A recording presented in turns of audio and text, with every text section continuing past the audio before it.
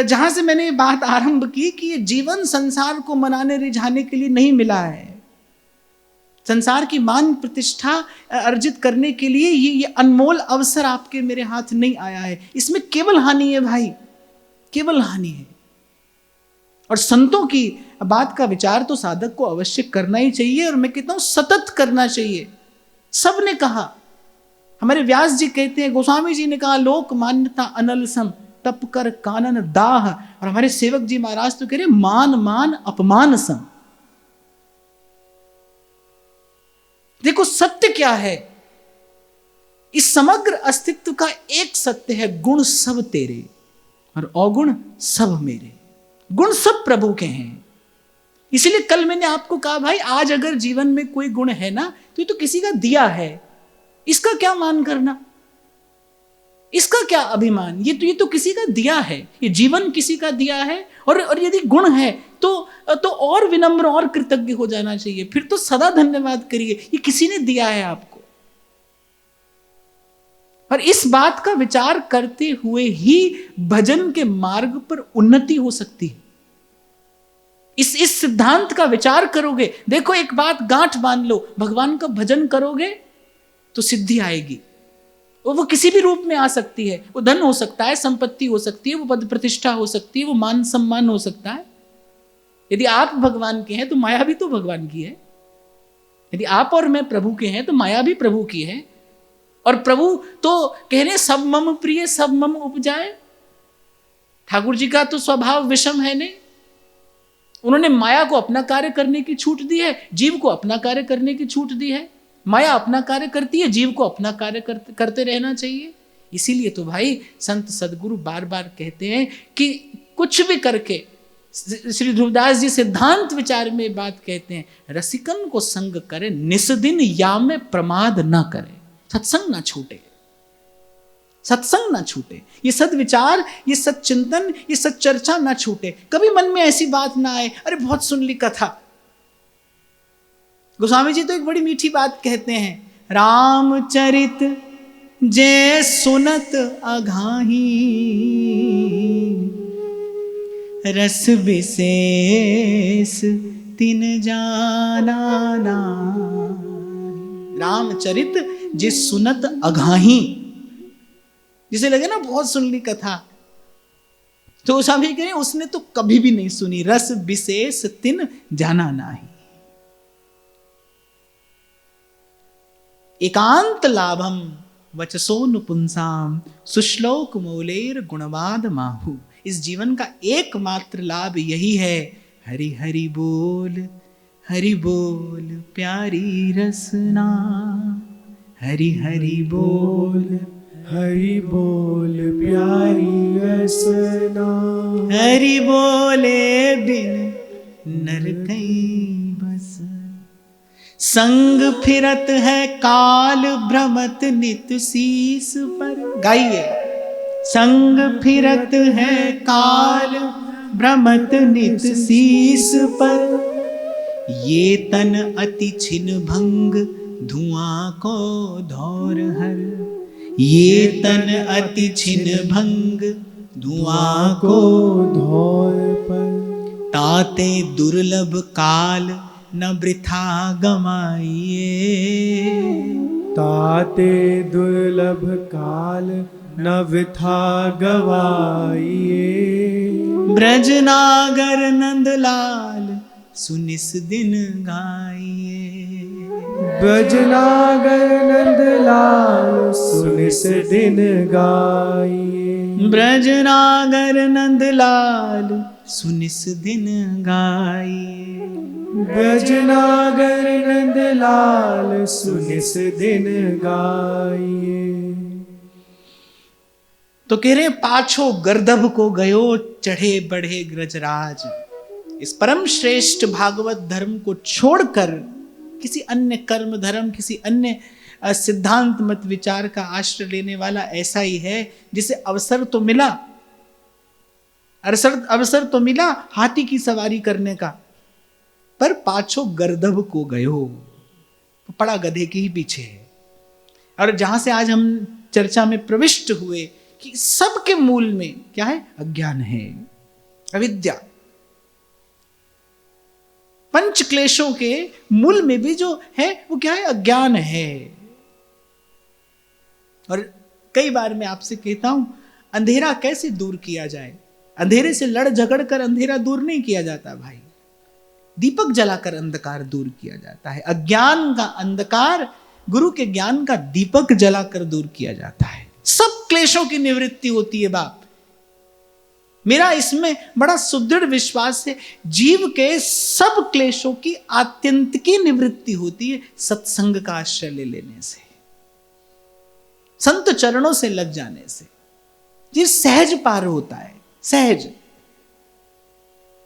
चरण कमल तेरे धोए धोए पीवा मेरे, सतगुरु दीन दयाला। चरण कमल तेरे धोए धोए पीवा मेरे, सतगुरु दीन दयाला। सिमर सिमर सिमर नाम जीवा, तन मन होवे निहाला। सिमर सिमर सिमर नाम जीवा, तन मन होए निहाला। तन मन होवे निहाला। चरण कमल तेरे धोए धोए पीवा, सब कहिए प्रेम से, सतगुरु दीन दयाला। चरण कमल तेरे धोए धोए पीवा मेरे, सतगुरु दीन दयाला। देखो, जिसको ध्यान लगाना हो, समाधि लगानी हो, जब हम उपदेश कर रहे होते हैं ना तब लगाया करो। जब कीर्तन हो तो आप सबको सम्मिलित होना चाहिए। पार ब्रह्म परमेश्वर सतगुरु, आपे करने हारा। पार ब्रह्म परमेश्वर सतगुरु, आपे करने हारा। चरण धूल तेरी सेवक मांगे, दर्शन पे बलिहारा। चरण धूल तेरी सेवक मांगे, दर्शन को बलिहारा। दर्शन को बलिहारा। चरण कमल तेरे धोए धोए पीवा मेरे, सतगुरु दीन दयाला। चरण कमल तेरे धोए धोए पीवा मेरे, सतगुरु दीन दयाला। मेरे राम राय, मेरे राम राय, जो राखे त्यों रहिए। मेरे राम राय, मेरे राम राय, जो राखे त्यों रहिए। तुद पावे ता नाम जपावे, सुख तेरा दिता लइए। तुद पावे ता नाम जपावे, सुख तेरा दिता लइए। सुख तेरा दिता लइए। चरण कमल तेरे धोए धोए पीवा मेरे, दीन दयाला। चरण कमल तेरे धोए धोए पीवा मेरे सतगुरु दीन दयाला। सिमर सिमर सिमर नाम जीवा तन मन होवे निहाला। सिमर सिमर सिमर नाम जीवा तन मन होए निहाला। तन मन होवे निहाला। चरण कमल तेरे धोए धोए पीवा मेरे सतगुरु दीन दयाला। चरण कमल तेरे धोए धोए पीवा मेरे सतगुरु दीन दयाला।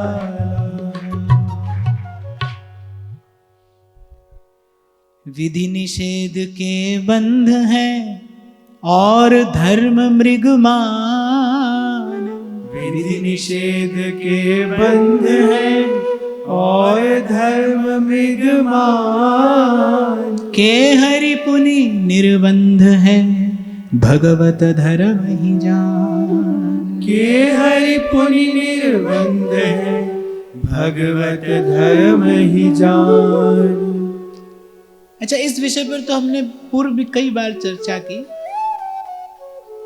कि भाई आपके हाथ बंधे हैं और आप चाहें कि कोई आपके हाथ खोल दे, आप किससे आशा लगाएंगे? उसी से ना जिसके हाथ खुले हों, जिसके स्वयं बंधे हों, वो आपका बंधन कैसे खोलेगा? तो भक्ति के अतिरिक्त जितने भी साधन हैं, जितने भी मत विचार हैं, जितने भी सिद्धांत हैं, जितनी भी पद्धतियां हैं, वो विधि और निषेध के बंधन में बंधी हैं। जो पद्धति स्वयं बंधी है वो बद्ध जीव को कैसे मुक्त करेगी? ये तो बड़ी सीधी सी बात है, इसमें कोई बहुत बुद्धि लगाने की आवश्यकता नहीं है। आप ज्ञान का मार्ग देखिए, उसमें कुछ करना है, कुछ नहीं करना है। और कर्म कांड तो बड़े सुदृढ़ बंधन से बंधा है, विधि और निषेध के। आप यज्ञ करने बैठे हैं, अगर आपसे मंत्रोच्चारण में कोई भूल हो गई तो उसे दोष लगता है, फिर उसका दंड मिलता है। महाप्रभु संकेत करते हैं ना, यम द्वारे कटियत नक छीके, अर्थात अपराध यदि हुआ है तो वहां पर क्षमा नहीं है, दंड है। दंड से ही वहां पर शोधन किया जाता है, दया से नहीं। श्री ठाकुर जी जीव को शुद्ध करते हैं अपनी दया से, और अन्य जितने साधन हैं वो जीव को शुद्ध करते हैं दंड से। तो जितने भी सब साधन हैं वो सब विधि और निषेध के बंधन में बंधे हैं। केवल भक्ति स्वतंत्र सकल गुण खानी,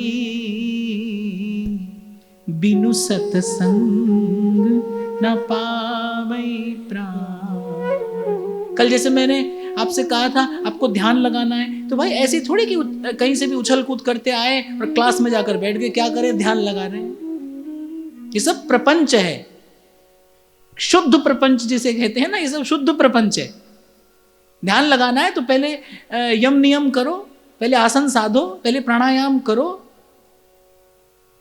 पहले अपने आहार की शुद्धि करो और जाने क्या क्या करो। और तब भी ध्रुवदास जी ने कहा कि निबटत बिरला कोई, और तब भी खबर नहीं आप वहां तक पहुंचोगे कि नहीं पहुंचोगे। ध्यान लगेगा कि नहीं लगेगा इस बात की कोई गारंटी नहीं है, पर आपने भजन करना आरंभ किया है, ठाकुर जी मिलेंगे इस बात की गारंटी है, निश्चित मिलेंगे। किसी भी मार्ग पर नहीं कहा जा सकता कि आपको सिद्धि मिलेगी, लेकिन भजन के मार्ग पर आपको सिद्धि अवश्य मिलेगी। प्रभु मिलेंगे, आज नहीं तो कल मिलेंगे। और वैसे भी इस मार्ग पर चलने वाले को मिलने की चिंता रहती नहीं, क्योंकि इस मार्ग पर चलने में ही बड़ा सुख है, इस मार्ग पर चलने में ही बड़ा आनंद है, उसे मिलने की चिंता नहीं रहती। गोपियों ने कहा ना उद्धव से कि अरे हमें नहीं मिलना, हमें याद करके ही बड़ा सुख है। अब वो उन्हीं के रहें, बस नी के रहें, हम तो केवल इतना चाहती हैं कि श्याम सुंदर जहां रहें बस सुख से रहें, प्रसन्न रहें, वो किसी के भी होकर रहें, हम तो सदा उनकी हैं, हम सदा उनकी हैं, बस वो जहां रहें सुख से रहें, प्रसन्न रहें। स्वामी श्री अखंडानंद जी महाराज जी बात कहा करते थे, बोले भक्त तो एक ऐसे स्थान पर पहुंच जाता है भगवत स्मरण करते करते, वो तो ऐसा तद्वत होता है कि फिर उसे प्रत्यक्ष में भगवान की भी आवश्यकता नहीं, उसे भगवत स्मरण में इतना सुख है। अरे कोई सुख तो है हरि की भक्ति में। श्री भरत जी कह रहे हैं, धर्म नारथ न काम रुचि गति न चाहूं निर्वाण, जन्म जन्म रति राम पद यह वरदान ना। भक्त तो बस भगवान से ये लिखवा लेता है, जेहि जोनि जन्मऊ करम बस तहाँ राम पद अनुरागा। श्री महाप्रभु जी कह रहे हैं श्री प्रिया जी से, बस हे स्वामिनी मुझ पर इतनी कृपा करिए, यत्र यत्र मम जन्म कर्म बिर नारकेत परमे पदेथवा, राधिका रति निकुंज मंडली तत्र तत्र हृदय में विराजताम। आपके चरण कमलों का स्मरण बना रहे, आपकी विस्मृति ना हो, बस तुम जिन देहु बिसार, बिसरी हो न बिसारी हो, यही दान मोहे दे। श्री हित हरिवंश के लाडिले, मोहे अपनी कर ले। देखो भाई, संसार को निकालना कहां से? संसार से निकलना नहीं है, अपने भीतर से संसार निकालना है। हम घर से निकल गए, शहर से निकल गए, यहां से निकल गए, वहां से निकल गए, कहीं से भी निकलो पहुंचोगे संसार में। आप कहीं से भी निकल जाइए, आप पहुंचेंगे संसार में। संसार में निकलना नहीं है, संसार से निकलना नहीं है, संसार को अपने भीतर से निकालना है। क्योंकि संसार बाहर है ही नहीं भाई, संसार बाहर नहीं है, संसार भीतर है। संसार आपके विचार में है, संसार आपकी वृत्ति में बैठा है, संसार आपके विचार में छिपा बैठा है, संसार आपके चिंतन में बैठा है। वहां से उसे निकालना है, और वहां से उसे निकालने के लिए आपको पहले वहां तक पहुंचना है। वहां तक पहुंचने की युक्ति गुरु बताएगा। बड़ी भूल करता है वो व्यक्ति जो संसार से बचकर निकल जाने का प्रयास करता है। ऐसा संभव नहीं भाई, ऐसा संभव नहीं। गुरु की कृपा से संसार को भीतर से निकाला जाता है। पहले ये मन काग था, करता जीवन घात। परिवर्तन क्या हुआ? गुरु मिला। परिवर्तन कहां हुआ? बाहर हुआ कि भीतर हुआ? अगर किसी भगवत प्राप्त, भगवत साक्षात्कार संपन्न महापुरुष की बात आप सुने तो वो बता रहा है आपसे कि परिवर्तन कहां हुआ, जो बदलाव हुआ वो कहां हुआ, बाहर हुआ कि भीतर हुआ। कबीर कह रहे पहले ये मन काग था, करता जीवन घात, अब तो मन हंसा भया, मोती चुग चुग खात। पहले मन कुछ और था, अब मन कुछ और हो गया। परिवर्तन भीतर हुआ, बाहर नहीं। और बाहर का परिवर्तन तो भाई विधान के अधीन है, और मुझे लगता है उसे विधान के अधीन ही रहने देना चाहिए। ऐसी बात श्री ध्रुवदास जी ने कही, जो सुख दुख लगे रहे देह सो, मिट जाए और लोक बढ़ाई। भक्त कभी नहीं कहता दुख घटा दो, थोड़ा सुख बढ़ा दो। मैं तो आपसे कहता हूं, कई बार आप सदा कहते हो प्रभु दुख दूर करो, दुख दूर करो। कभी कहा प्रभु सुख से भी छुड़ाओ, क्योंकि बांधा तो सुख ने भी है। खाली दुख थोड़ी बांधता है, बल्कि दुख से तो जीव उतना नहीं बंधता है जितना सुख से बंधता है। दुख से तो छूटने का प्रयास करता है, सुख को तो गले लगाता है, सुख को तो गले लगाता है। तो जीव तो सुख और दुख दोनों से बंधा है। हम केवल दुख की निवृत्ति का उपाय करते हैं, पर क्लेश तो कहीं ना कहीं सुख भी देता ही है। भगवान से दूर तो सुख भी रखता है। आपको एक बड़ा मार्मिक सा प्रसंग सुनाता हूं, मुझे स्मरण आ रहा है। जब ब्रह्मा जी ने श्री कर्दम ऋषि को आज्ञा दी कि अब आप जाकर विवाह करिए और सृष्टि की रचना में हमारा सहयोग करिए, तो श्री कर्दम ऋषि ने ब्रह्मा जी से कहा कि हम ऐसे ही विवाह नहीं करेंगे, क्योंकि संसार में व्यवहार में शक्ति का व्यय होता है। तो पहले हम शक्ति का संचय करेंगे, और शक्ति का संचय किया जाता है तप करके। तो पहले हम तप करके शक्ति का संचय करेंगे, उसके बाद उसके पश्चात हम भगवत आज्ञा पाकर भगवत साक्षात्कार करके फिर विवाह करेंगे, फिर गृहस्थी बसाएंगे, आपकी आज्ञा का पालन करेंगे। तो श्री कर्दम ऋषि ने बड़ा कठोर तप किया, भगवत दर्शन हुआ, भगवत साक्षात्कार हुआ, अब कर्दम ऋषि ने तो संसार का निर्वाह करने के लिए, शक्ति प्राप्त करने के लिए तप किया था, लेकिन जब भगवान का दर्शन हुआ तो कहते हैं कर्दम ऋषि ने नेत्रों में जल भरकर कहा, प्रभु मैं वास्तविक रूप में कर्दम ही हूं। अच्छा, कर्दम कीचड़ को भी कहते हैं। प्रभु वास्तविक रूप में मैं कर्दम ही हूं। क्या संसार का 2 कौड़ी का सुख प्राप्त करने के लिए मैं आपका भजन कर रहा था? आपका दर्शन करके मुझे ऐसा लग रहा है कि मैं कल्प वृक्ष से कानी कौड़ी मांगने चला आया।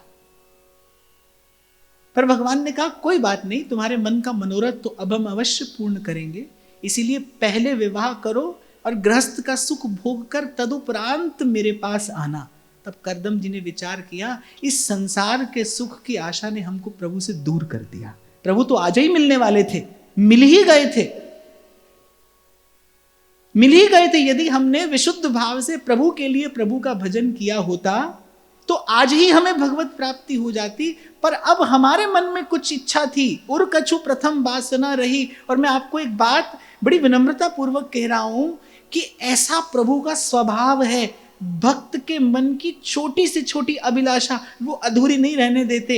इसीलिए सदा प्रयास करना, प्रहलाद जी की बात का चिंतन करने का। जब श्री नृसिंह भगवान से कहते हैं, प्रभु आपके अतिरिक्त मेरे मन में कोई कामना उदय ना हो, ऐसी कृपा आप मुझ पर करिए, क्योंकि यदि कामना उदय हुई तो आप उसे अवश्य पूर्ण करेंगे, और उस कामना को पूर्ण करने की जो अवधि होगी तब तक हमें आपसे दूर रहना पड़ेगा। संसार के सुख की कामना आपसे दूर करने वाली है, आपका वियोग कराने वाली है।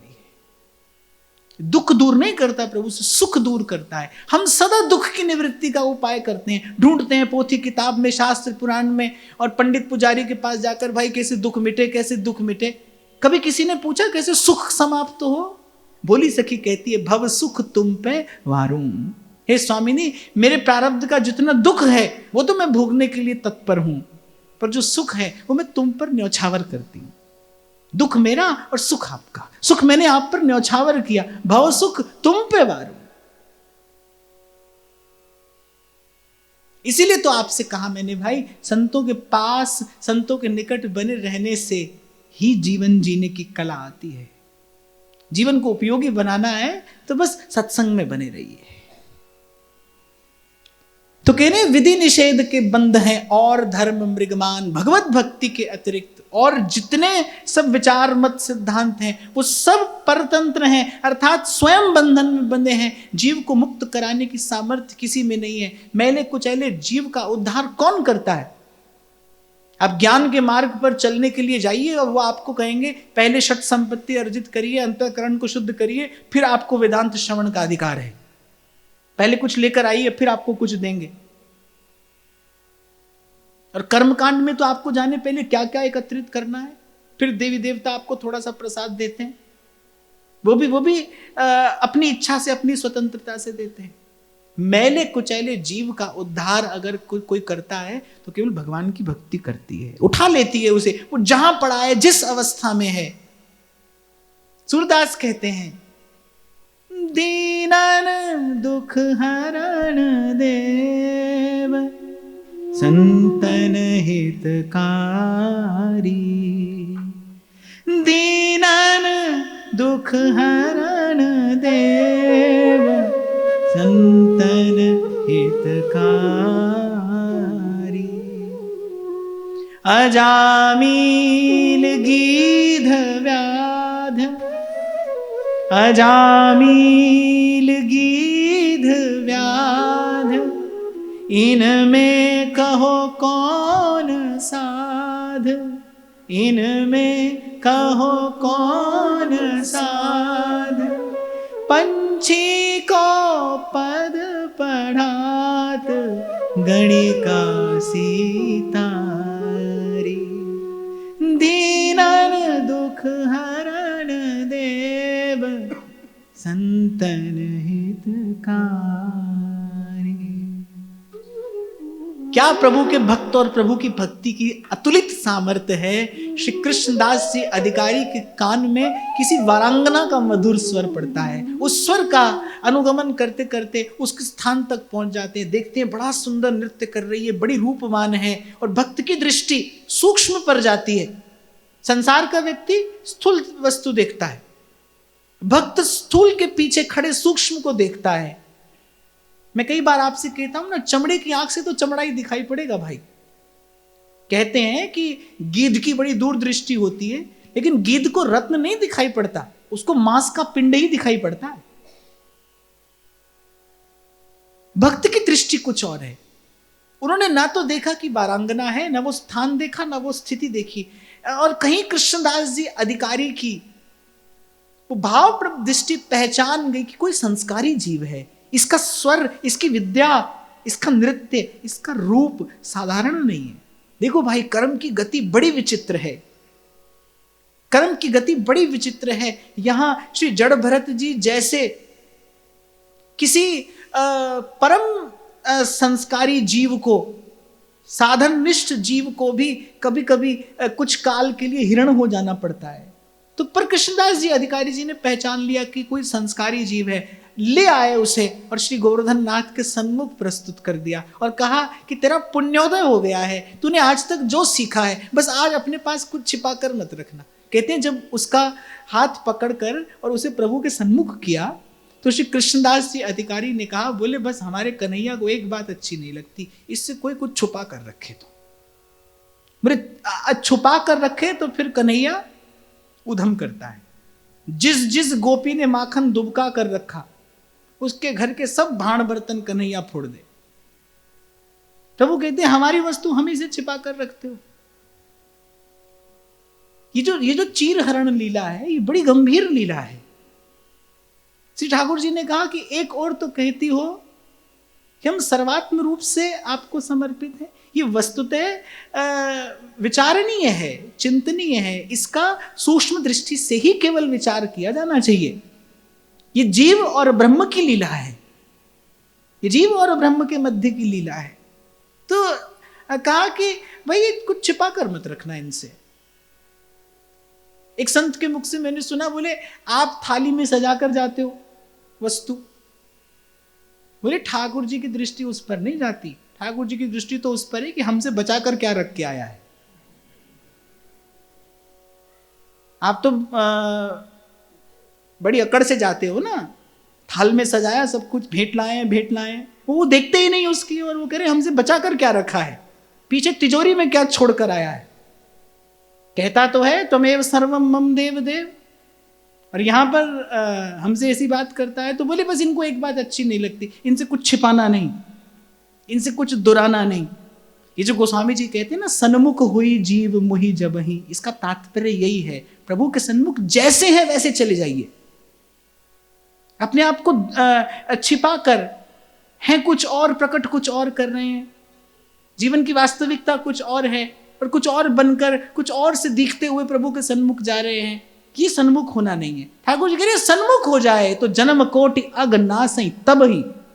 ऐसा नहीं कि सन्मुख हुए और घर जाने के बाद 2-4-6 महीने में होगा। ठाकुर जी कह रहे तब ही, उसी क्षण उसकी समस्त पाप राशि, कोटि जन्मों की पाप राशि में नष्ट कर देता हूं, पर सन्मुख हो जाए जीव मेरे। और जीव यहां से ठाकुर जी ने न स्त्री कहा, न पुरुष कहा, न कोई पद कहा, न कोई और स्थिति कही, बस सन्मुख हुई जीव मोहि जबहि। जीव जब मेरा होकर मेरे सन्मुख हो जाए, जो हम भले बुरे सो तेरे। और मैंने तो पिछली बार कहा था, सूरदास जी तो फिर भी कह रहे हैं जो हम भले बुरे सो तेरे, मैं तो कहता हूं जो हम बुरे बुरे सो तेरे। हम तो कहते ही नहीं भले, बुरे बुरे सो तेरे, पर हैं आपके। आपको छोड़कर अब हमारा कोई आश्रय नहीं है, कोई ठौर नहीं है, कोई ठिकाना नहीं है, और हो भी तो हमें नहीं चाहिए, हम नहीं चाहते। तो श्री कृष्णदास जी अधिकारी ने कहा कि भाई देखो इनसे छिपाना नहीं, कुछ जो है वो आज इनके चरणों में निवेदन कर देना। और कह रहे जैसे ही पट खुला और मंद मंद मुस्कुराते श्री गोवर्धन नाथ, और आज तो श्री ठाकुर जी के मुखारविंद पर मुस्कान भी कुछ विशेष थी कि भक्त कैसी भेंट लेकर आया है। ये भक्त भी बड़ा अनूठा है, और इसकी लाई भेंट भी देखो कैसी विलक्षण भेंट है। एक वारांगना, एक प्रकार से देखा जाए तो विषय के कीचड़ में पड़ा एक जीव संत कृपा करके उठाता है। कृष्णदास जी अधिकारी के मन में कोई अन्यथा विचार आया ही नहीं, ले आए उसे, श्री ठाकुर जी के प्रसादी वस्त्र आभूषण देकर श्री ठाकुर जी के सन्मुख कर दिया। और सनमुख होई। जीव मोहि जबहि जन्म कोटि अघनासई। उसने भी जो उसके पास था प्रभु की मंद मंद मुस्कान का दर्शन करते हुए, मैं बलिहार प्यारे जू बलिहार प्यारे। वो निश्चित रूप से संस्कारी जीव था। उसके मन में भी विचार हुआ कि ऐसा अवसर अब जीवन में पुनः नहीं आएगा। एक संत ने मुझे संसार के विषय के वासना के कीचड़ से उठाकर आज इस देहली तक पहुंचा दिया है। ये अवसर फिर नहीं आएगा। इस अवसर का तो पूरा पूरा लाभ ले लेना चाहिए। सकत प्रतीक्षा अपलक लोचन, हे भव बाधा विपति विमोचन। एक बार आकर ये कहिए स्वीकारी विनती स्वीकारी विनती सुनिए नाथ विनती सुनिए नाथ हमारे। हृदयेश्वर हरि हृदय बिहारी, हृदयेश्वर हरि हृदय बिहारी, हृदयेश्वर हरि हृदय बिहारी। मोर मुकुट पीतांबर धारी, विनती सुनिए नाथ हमारे।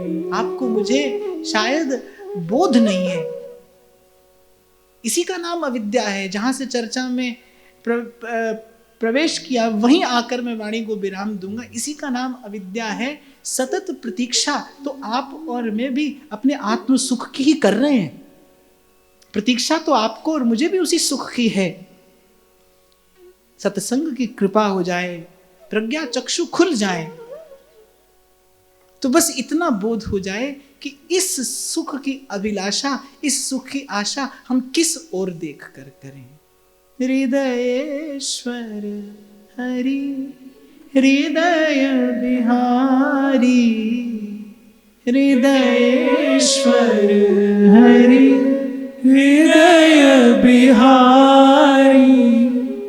मोर मुकुट पीतांबर धारी, विनती सुनिए नाथ हमारी, विनती सुनिए नाथ हमारी। और जो सीखा था, जो अर्जित किया था, जो विद्या उसके पास थी, सब निवेदन कर दिया। और फिर एक स्थान ऐसा आता है भजन भावना में, एक स्थान ऐसा आता है जहां पर स्तुति प्रार्थना सब विश्राम ले लेते हैं। और कहूं क्या अंतर्यामी, और कहूं क्या अंतर्यामी। हृदयेश्वर प्राणों के स्वामी, हृदयेश्वर प्राणों के स्वामी। स्वागत का अधिकार दीजिए, स्वागत का अधिकार शरणागत हैं नैन पुजारी। विनती सुनिए नाथ हमारी, विनती सुनिए नाथ हमारी। और करुणा सिंधु प्रभु कैसे अस्वीकार करते। अभी जो मैंने करदम ऋषि का प्रसंग आपको निवेदन किया, ये घटना घटी गुजरात में बिंदुसर नामक स्थान पर। तीर्थ है, सिद्ध स्थान है। पर भावुक जन कहते हैं कि जब भगवान जाने लगे करदम ऋषि को वरदान देकर और प्रभु जाने लगे, तो कहते प्रभु के नेत्रों से 2 बिंदु टपक पड़े, 2 अश्रु बिंदु प्रभु के नेत्रों से टपके, इस बात का विचार करके कि इस भक्त की कामना, इस भक्त का मनोरथ पूर्ण करना तो हमारा कर्तव्य है, पर इतना काल हमें अपने भक्त से दूर रहना पड़ेगा। इतना काल ये हमारा परम प्रिय भक्त हमसे दूर रहेगा। इस बात का विचार करके करुणा सिंधु प्रभु के नेत्रों से 2 अश्रु बिंदु टपक पड़े। उसी से वो बिंदुसर तीर्थ प्रकट हुआ। ऐसा प्रभु का स्वभाव है, ऐसा प्रभु का स्वभाव है। और अस प्रभु छाड़ भजही जे आना, ते नर पशु बिन पूछ समाना। मैं तो यही कहूंगा भाई, धाम की कृपा हो, नाम की कृपा हो, इन संतों की कृपा हो और इस सत्संग की कृपा से बस यही एक भाव, यही एक वृत्ति, यही एक चिंतन आपका मेरा हो जाए कि ये जीवन प्रभु की प्रतीक्षामय हो जाए। प्रभु की प्रतीक्षा, सतत प्रतीक्षा, अपलक लोचन। आज की भावना श्री जी के चरणों में निवेदन करते हैं। हमारा श्री के चरणों में प्रणाम। आप सबके हृदय स्थित प्रभु को नमन।